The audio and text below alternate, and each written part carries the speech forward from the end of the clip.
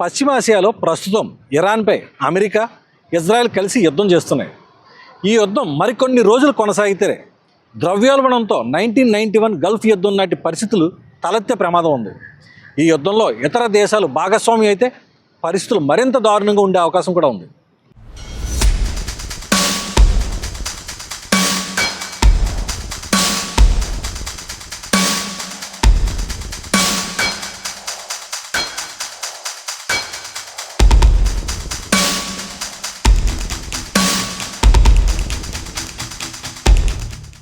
Iraq 1991లో కువైట్ను ఆక్రమించినప్పుడు Gulf యుద్ధం చెలరేగి ప్రపంచ చమురు సరఫరా విచ్ఛిన్నమై ధరలు విపరీతంగా పెరిగిపోయాయి. అప్పట్లో భారతదేశం దగ్గర కొన్ని వారాల దిగుమతులకు సరిపడా విదేశీ మారక ద్రవ్య నిల్వలు మాత్రమే ఉన్నాయి.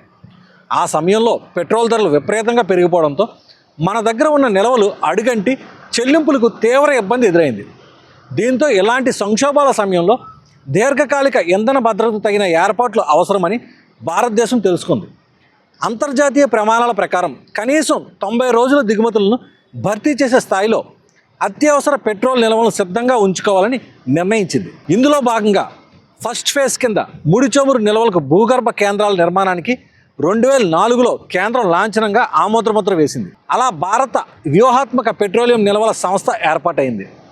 అది తూర్పు, పశ్చిమ తీరాల్లో విశాఖపట్నం, మంగళూరు, పడూరు కర్ణాటకలోని భూగర్భ రాతి గుహల్లో ఎస్పీఆర్లను నిర్మించింది. మన దేశంలోని ఆయిల్ కంపెనీల దగ్గర ఉన్న నిల్వలకు ఇవి అదనం. యుద్ధం లేదా మరేదైనా కారణంతో చమురు దిగుమతులకు ఆటంకం కలిగితే ఈ నిల్వలు అక్కడికి వస్తాయి. అత్యవసర సమయాల్లో ఇక్కడ నుంచి పైప్ లైన్లు, ట్రక్కుల ద్వారా చమురును రవాణా చేస్తారు. భారతదేశ వ్యూహాత్మక చమురు నిల్వల సామర్థ్యం 53.3 లక్షల మెట్రిక్ టన్నులు. అందులో 13.3 లక్షల మెట్రిక్ టన్నులను విశాఖపట్నంలో, 15 లక్షల మెట్రిక్ టన్నులను మంగళూరులో, 25 లక్షల మెట్రిక్ టన్నులను పడూరులో నిల్వ చేస్తున్నారు. ఇవన్నీ కలిసి భారతదేశ చమురు అవసరాలను 9 నుంచి 10 రోజుల వరకు తీరుస్తాయి. వీటిని సంక్షోభ సమయాల్లో మాత్రమే వినియోగిస్తారు. మరోవైపు చమురు శుద్ధి కర్మాగారాలు, చమురు కంపెనీలు, ట్యాంకర్ నౌకల్లో ఉండే నిల్వలను రోజువారీ వాణిజ్య కార్యకలాపాలకు వినియోగిస్తారు.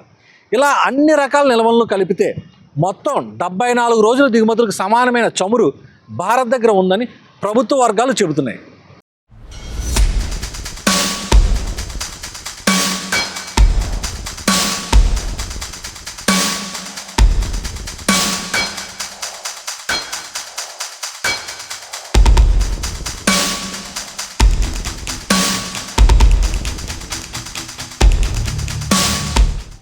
అదేవిధంగా భారతదేశం వ్యూహాత్మక చమురు నిల్వలను మరింత విస్తరించాలని నిర్ణయించింది. ఒడిశాలోని చండీఖోల్లో 40 లక్షల మెట్రిక్ టన్నుల నిల్వలకు ఏర్పాట్లు చేయాలని, పడూరులో నిల్వ సామర్థ్యాన్ని మరో 25 లక్షల మెట్రిక్ టన్నులకు పెంచాలని నిశ్చయించింది.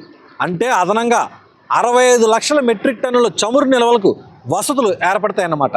ఇప్పటికే ఉన్న 53.3 లక్షల మెట్రిక్ టన్నులకు దీన్ని కలిపితే మొత్తం 118.3 లక్షల మెట్రిక్ టన్నుల వ్యూహాత్మక చమురు నిల్వలు ఇండియా దగ్గర ఉంటాయి. హార్మూజ్ జలసంధి గుండా చమురు రవాణాకు విఘాతం కలిగింది కాబట్టి అంతర్జాతీయ విపణిలో ధరలు బగ్గుమంటాయి.